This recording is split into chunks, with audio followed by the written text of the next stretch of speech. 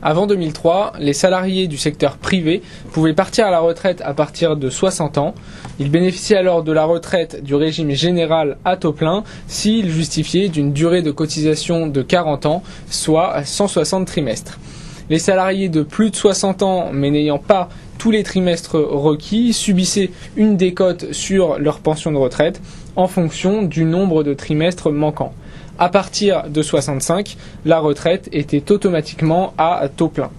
Plusieurs lois sont venues modifier ce régime en augmentant l'âge légal de départ en retraite ainsi que la durée de cotisation et l'âge nécessaire pour bénéficier du taux plein. Tout d'abord, la loi Fillon de 2003 a étendu la durée de cotisation pour les salariés nés après 1948.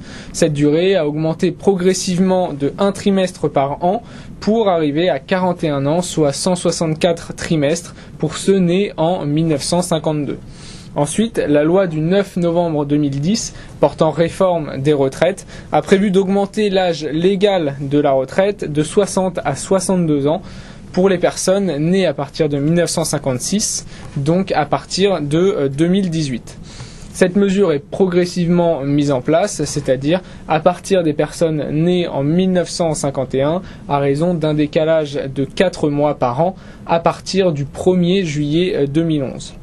Parallèlement, l'âge de départ à la retraite à taux plein augmentera aussi de 65 à 67 ans pour les personnes nées à partir de 1956.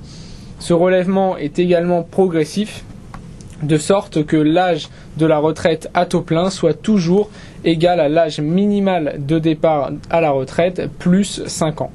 Enfin, la durée de cotisation est passée de 164 trimestres à 165 trimestres pour les personnes nées en 1953 et 1954. Depuis la loi Fillon 2003, la durée de cotisation est corrélée à l'évolution de l'espérance de vie afin que l'on passe toujours la même proportion de temps de sa vie en retraite. La réforme des retraites de 2010 n'a pas modifié cette règle dans son principe, mais elle y a ajouté 2 modalités. D'abord, tout allongement de la durée de cotisation doit être annoncé 4 ans avant le départ en retraite, pour laisser les futurs retraités s'organiser ainsi. Ainsi, un changement pour la génération 1955 doit être acté avant août 2011. Ensuite, la décision est prise par décret après avis technique du Conseil d'orientation des retraites. Or, d'après les chiffres de l'INSEE, l'espérance de vie aurait gagné 1 an en l'espace de 4 ans.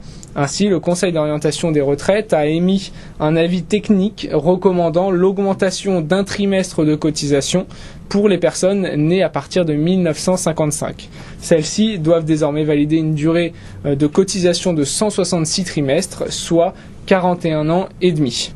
Cet allongement s'applique également pour les personnes nées après 1956 et les années donc suivantes, même si de futurs décrets devraient allonger encore un peu plus leur durée de cotisation.